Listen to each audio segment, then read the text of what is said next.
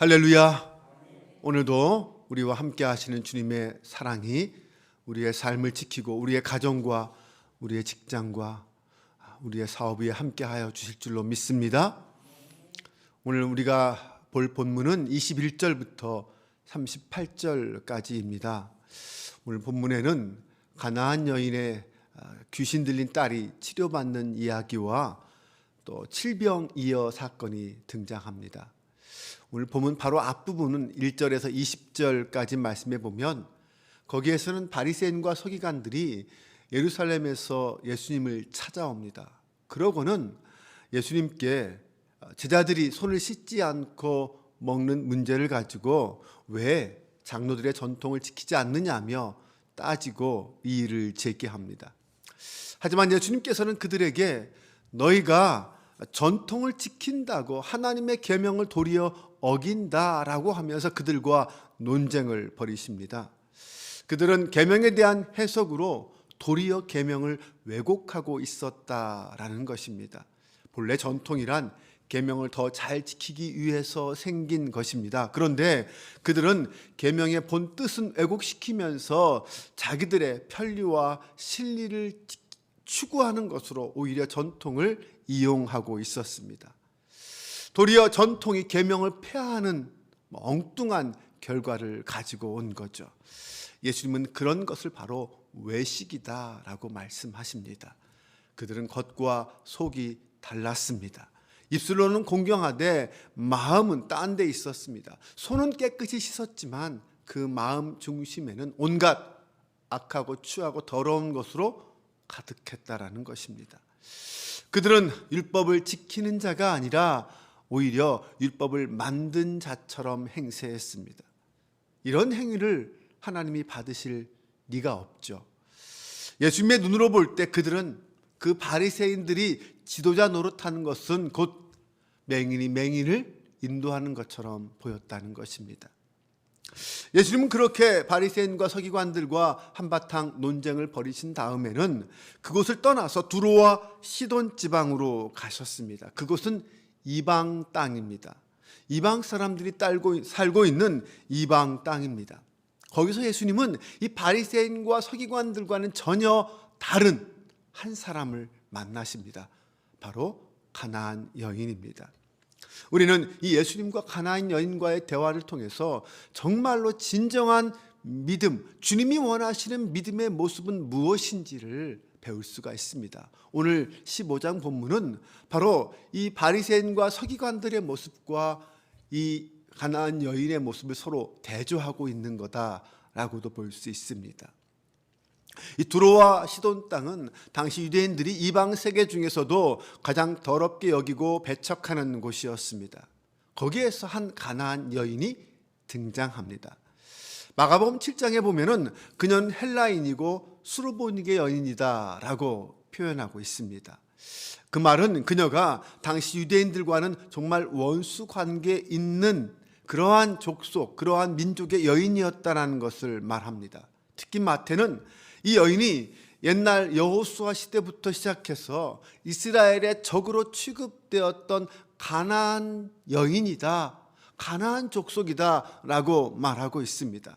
그만큼 하나님의 은총으로부터 멀리 떨어져 있는 민족 출신이라는 것을 강조하는 것입니다. 그런데 그렇게 유대인과는 원수와 다를 바 없는 그런 민족의 여인이 유대인들의 언어와 표현을 가지고 예수님께 말합니다.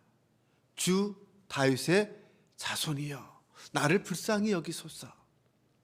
네, 이 이방 여인이 예수님을 주 다윗의 자손이여라고 부르고 있습니다. 당시 유대인들조차도 예수님에 대해서 그렇게 알고 있지 않았습니다. 그렇게 표현하여 주님을 부르지 않았습니다. 아마 그녀는 예수님의 갈릴리에서 여러 가지 활동들에 대해서 소문을 들었던 것 같습니다. 수많은 병자들을 고치고 귀신 들린 자를 내쫓는 그 예수님의 역사와 능력에 대해서 이야기를 들었던 것 같습니다. 귀신 들린 딸을 가진 어머니로서 이 여인은 예수님을 만나서 예수님으로부터 자신의 딸이 치유받기를 바라고 원했습니다. 그런데 예수님은 이 여인을 무시합니다. 네, 그녀가 예루살렘의 바리새인 서기관들, 그들이 생각하는 대척점에 있는 유대인들이 가장 싫어하는 이방 여인이라는 것을 특별히 강조하고 있습니다. 드러내고 있습니다. 그런데 이 여인에게 정말 놀라운 역사가 일어납니다. 예수님은 이 여인과 제자들의 요청을 2번이나 거절하셨습니다. 성경에서 2라는 숫자는 증인, 증거를 뜻하는 숫자입니다. 어떤 재판이든 두 사람의 증인만 있으면 그 일은 사실로 인정받았기 때문입니다. 그런데 이 2번이나 거절했다라는 것은 결국 다시는 이것이 어떤 허락받을 가능성이 없다라는 뜻입니다. 제자들은 이 여인이 계속 소리를 지르고 있으니 좀 처리해서 내보내기를 원했습니다.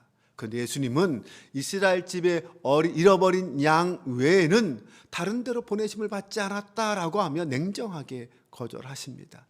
심지어 당시 유대인들이 이방인을 비하할 때 쓰는 이 개라는 용어까지 사용하시면서 그 여인의 청을 거절하십니다. 유대인들이 받을 은혜를 나누어 줄 수 없다라는 것이죠. 평소에 예수님의 태도와 예수님의 말씀과는 정말 다른 이상한 모습을 보이고 계십니다. 예수님이 이 여인을 특별히 미워해서 그렇게 말씀하시는 것일까요? 그것은 아닐 것입니다. 오히려 예수님은 이것을 통해서 당시 이방인에 대한 유대인들의 태도가 어떠했는지를 드러내고 계십니다. 분명히 여기에는 예수님의 특별한 목적과 뜻이 있을 것입니다.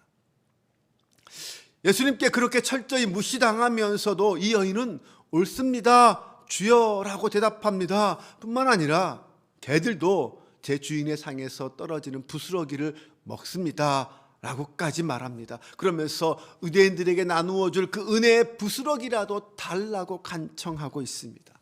그만큼 간절했고, 그만큼 절실했고, 그만큼 또한 예수님에 대한 믿음이 있었기 때문에 그렇게 말할 수 있었을 것입니다. 예수님은 이 말씀을 들으시고 여자여 라고 부르셨습니다. 헬라어 원문에 보면 바로 그 앞에 오라는 감탄사가 있습니다. 예수님은 그 여인의 정말 생각하지도 못했던 놀라운 믿음의 고백을 들으시고 오 여인이여 라고 놀랍고 감탄하신 것입니다. 예수님은 그 여인의 믿음을 보시고 칭찬하셨고 그 여인의 소원을 들어주셨습니다. 그럼 오늘 이 마태복음 본문은 이것을 통해서 우리에게 무엇을 말하고 있는 것일까요? 마태복음은 예수님을 통해서 이루어질 하나님 나라가 유대인들만을 위한 나라가 아니라는 것을 드러내고 있습니다. 예수님과 함께 시작된 이 새로운 출애굽의 역사는 예수님을 믿고 하나님 품에 거하는 모든 사람에게 이방인일지라도 이방인에게도 주어지는 은혜다라는 것을 말합니다. 사실 마태복음은 처음부터 하나님 나라가 이방인에게도 열려 있는 나라, 유대 밖에 있는 사람에게도 열려 있는 나라라는 것을 조금씩 드러내고 있었습니다. 예수님의 족보에는 이방 여인들이 등장했습니다.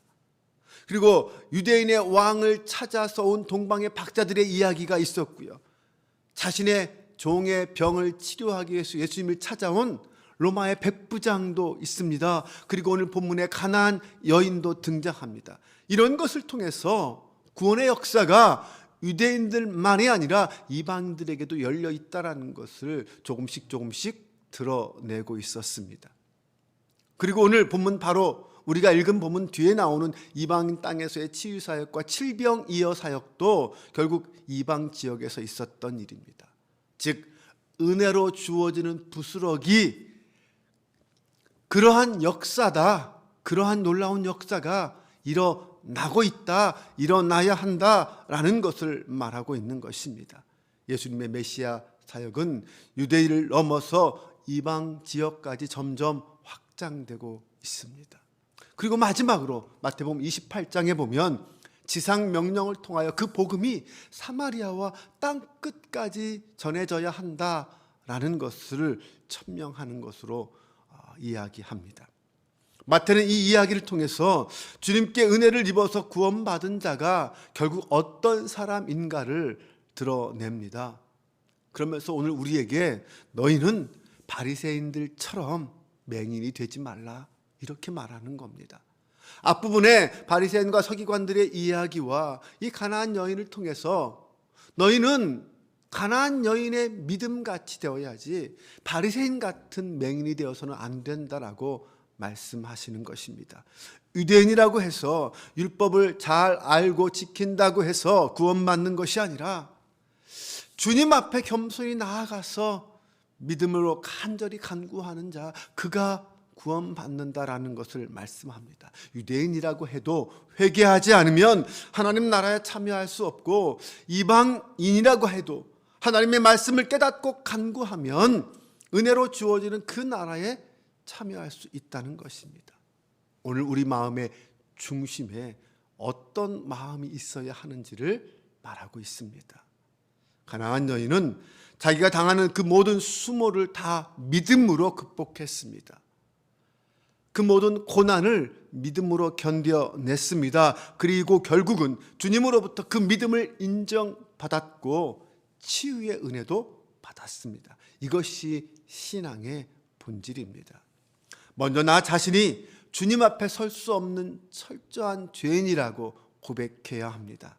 그리고 그 주님의 구원의 은혜를 베풀어 주셔야만, 주님이 그 은혜를 베풀어 주셔야만 내가 살 수 있습니다 라고 겸손히 포기하지 않고 간구해야 합니다. 주님은 그런 우리 마음 중심에 있는 믿음을 보실 것입니다. 오늘 우리의 삶의 자리에서 내가 있는 그곳에서 바로 하나님 앞에 이 믿음으로 나아가길 원합니다. 그래서 주님이 인정하는 믿음의 사람으로 하나님께 영광 돌리는 저와 여러분 되시기를 주님의 이름으로 축원합니다. 기도합니다. 하나님, 연약하고 불쌍한 우리를 사랑하셔서 당신의 자녀로 불러주심을 감사드립니다. 주님의 자녀된 자로서 우리 안에는 주님의 은혜와 능력을 사모하는 마음이 간절하게 하옵소서. 우리의 삶의 자리가 주님의 은혜 아니면 살아갈 수 없는 곳임을 믿습니다. 그러기에 부스러기 같은 은혜라도 주님의 은혜가 있어야 살 수 있습니다. 주님, 우리에게 이 가나안 여인 같은 믿음을 주옵소서. 나를 자랑하고 드러내는 믿음이 아니라 철저하게 겸손하고 낮아지는 순종의 믿음을 주옵소서. 인내와 순종만이 주님 앞에 설 수 있는 믿음의 태도임을 알게 하여 주옵소서. 오늘도 우리의 삶 속에서 주님과 함께 동행하며 살아가길 원합니다. 나의 하나님 되어 주옵소서. 우리 주 예수 그리스도의 이름으로 기도합니다. 아멘.